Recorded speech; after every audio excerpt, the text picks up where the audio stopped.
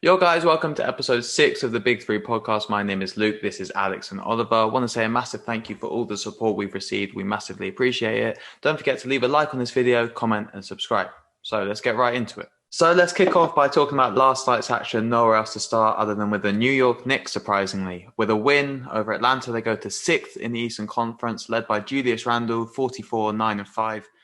I guess the big question is, can the Knicks keep this up and make the playoffs? Yeah, Definitely. I think yeah.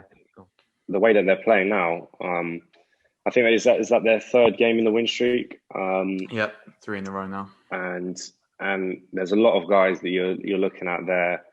Randall, obviously, the forefront.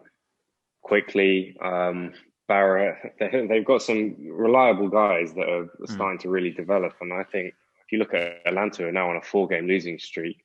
Yeah. They're definitely better than the rest, as it were, in the East at the moment. So Alex, obviously, currently they are 6th in the East, but with Miami starting very poorly, Toronto underperforming too. Do you see them as a straight top 8 seed team, or will it be more coming through the play-in? I wouldn't go as far as saying they're a lock for the playoffs. I mean, there are quite a few teams which should be in the playoff contention, but are underperforming a lot. But I mean, they've got a very good defense. I mean, they added Nerlens Noel. They've also got Alfred Payton, who's a lock, and they've just got points off the bench, and of course Julius Randle, who could be an all-star this year.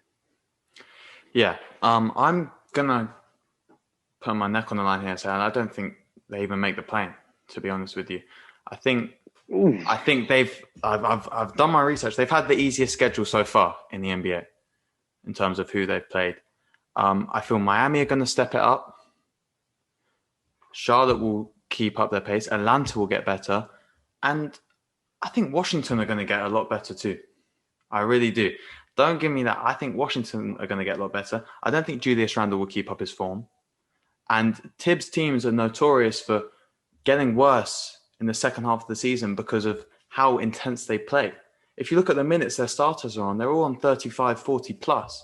I don't think they can keep up for a whole year. And that's why I think the second half of the season, after the All-Star break, we will really see the New York Knicks drop off. Yeah, that's fair enough. But I mean, you mentioned the Wizards. They can't defend for their lives. That's why I think the Wizards are a trade away from being a playoff team. Whether they do it, I don't know. But the thing is, I don't even know if that situation is personnel at the moment. I don't think they've found their sort of basketball. If you could really we kind of know a team's style by this point in the league now. Yeah, do we really know that they give it to Bradley Beal? Exactly, and I feel like there's a lot of question marks there, and there aren't really. I know you can say form maybe and the coach, but realistically, there aren't many questions with the New York Knicks at the moment. They're playing good basketball both ways. I don't see any holes, really. They're getting a good amount of bench points. I know you say that their starters are on high minutes, but I really don't see that being a problem, especially when it comes to sort of this second half of the regular season. Yeah, I mean, I think the Derrick Rose trade was fantastic because I think quickly, it reminds me of the sort of the Alonzo Trier situation a few years back. I don't know if you remember when he broke through and he had an amazing start. And I can't see him maintaining this. And Julius Randle, who we'll get on to shortly, is currently shooting a better percentage from 3 than Damian Lillard. That's not going to be sustainable either. So I just think the law of averages, they'll even out to the...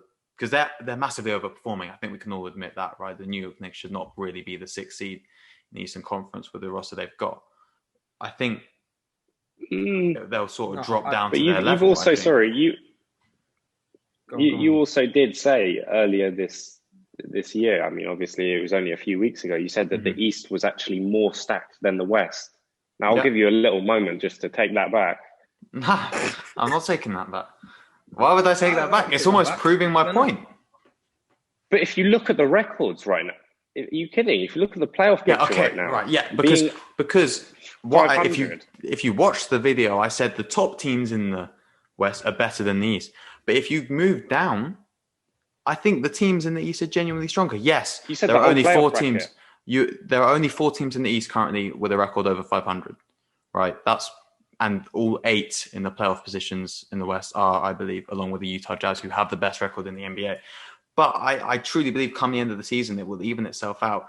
And if we were doing direct matchups, so first v first, second v second, so on and so forth, I believe the East would come out on top.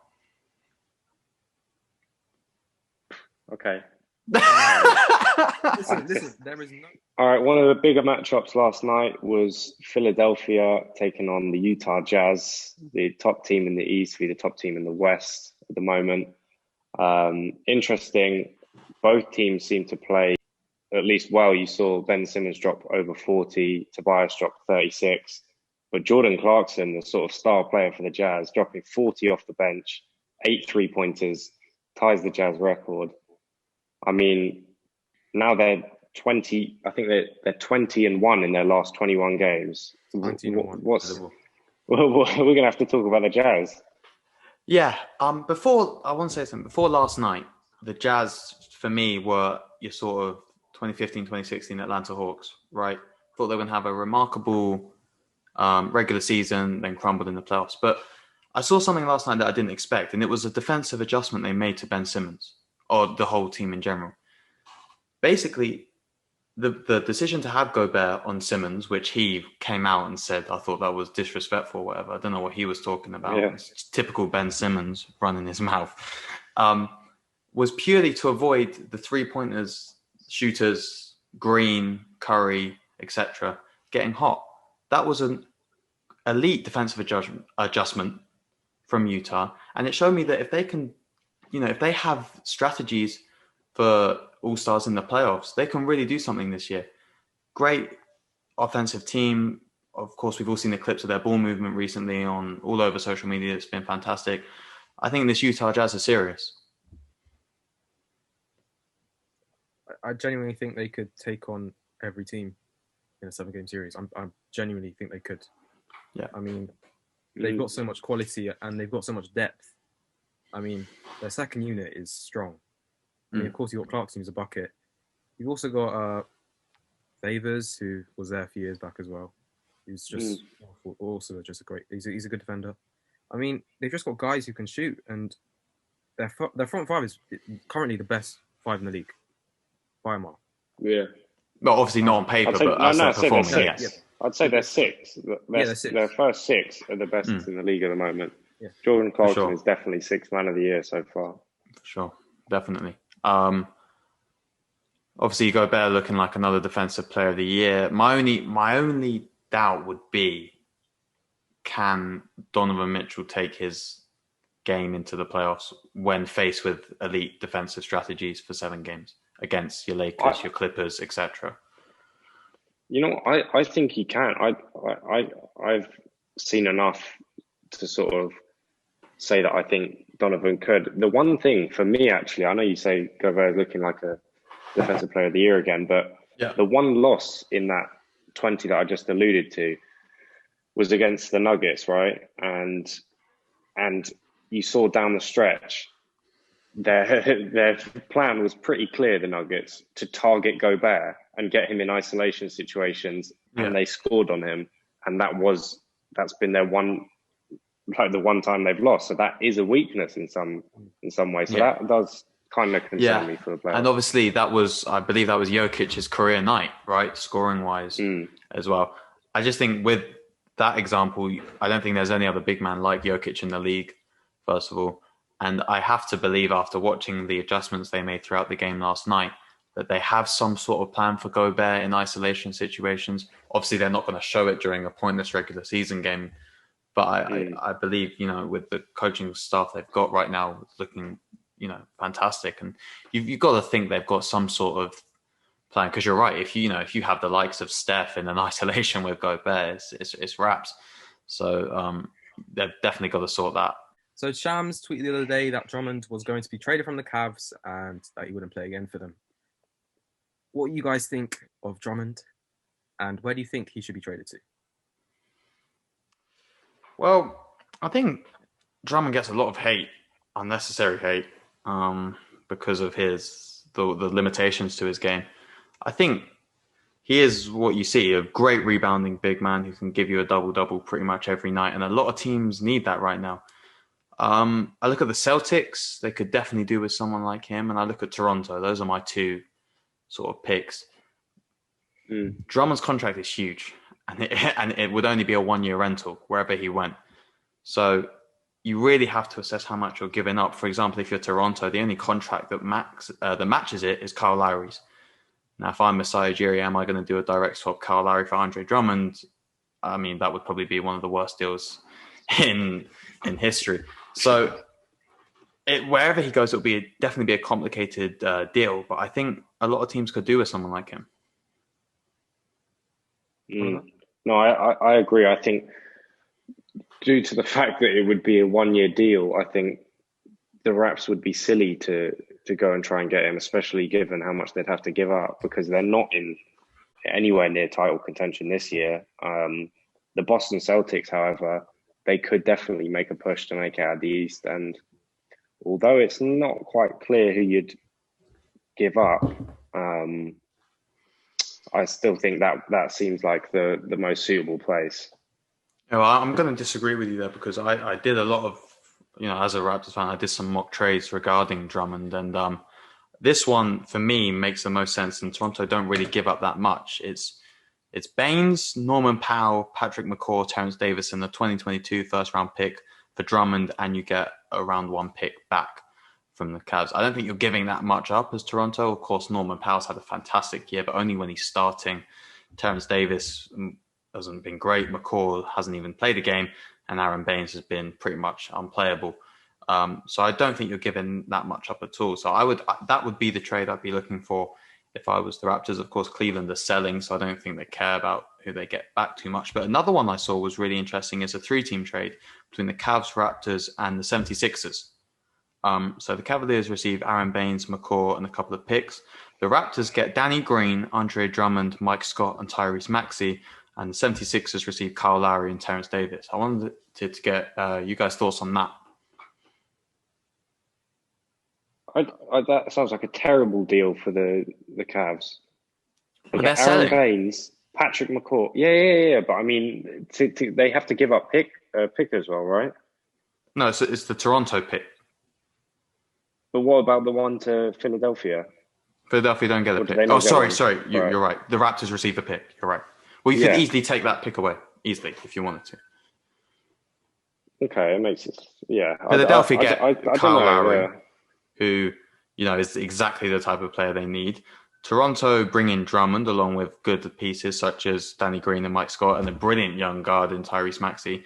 And the Cavs, I mean, they are selling, so I don't think they care too much about who they get back.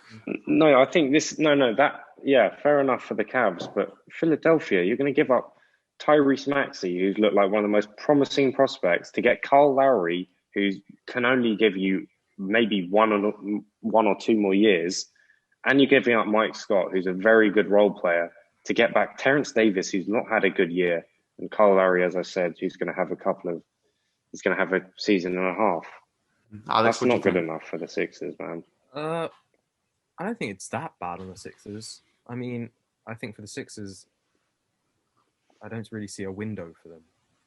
I mean, maybe in the future, maybe the next 5 years, but in the next 2-3 years, I don't really see a window for them with their current team. I don't. So to finish off, the All-Star voting ends today. So we thought we'd quickly give our starting five for each conference. We're going to run through each position, see what we think. So point guard for the Western Conference. Feel stupid for even asking this question. Steph Curry. Stephen Curry, man. Of course. Point guard for the... I said Dennis Schroeder. Dennis. Point guard for the East? This one's a bit trickier. I mean, I've got one in my mind. I don't know who you guys are thinking, but I've got him as well. Yeah, I'm going to go for Kyrie Irving, averaging 28 on 50, 40, 90 splits. I think that's pretty special. No, yeah, Kyrie Irving. I agree. Okay, shooting guard for the West. I don't remember. I'm going to go hard. I'm going to put forward Luka. I think he'll play there. Oh yeah, Luka. Yeah. I mean, it depends on we think is the sort of deserved or whether we think it will happen. I think Luka or still, Dame? to be fair, I'll probably give it to Luka over Dame at the moment. Although Dame is playing well. And in the East? Harden. Not Bradley Harden Beal? No, I don't think Bradley Beal should start. I'm liking Jaylen Brown right now, man. It's Jaylen Brown or Harden for me. No, for me, it's Bradley Beal or Harden, but I think it will probably be Harden. No, Harden. Harden. Okay, small forward for the West. LeBron James. Small forward for the East. Kevin Durant. Power forward for the West. Anthony Davis. Oh, wait. Maybe not. Yeah, I think Kawhi Leonard could go there, to be honest with you. Not obviously not talking positions, but starters, I think probably will be Kawhi. One. And power forward for the East. Giannis. Center for the West. Seems pretty straightforward. And center for the East, Joel Embiid. Good stuff. That concludes episode 6 of the Big 3 podcast. I want to say a massive thank you for tuning in. Don't forget to leave a like on this video, comment if you agree or disagree with anything we say, and don't forget to subscribe. Peace.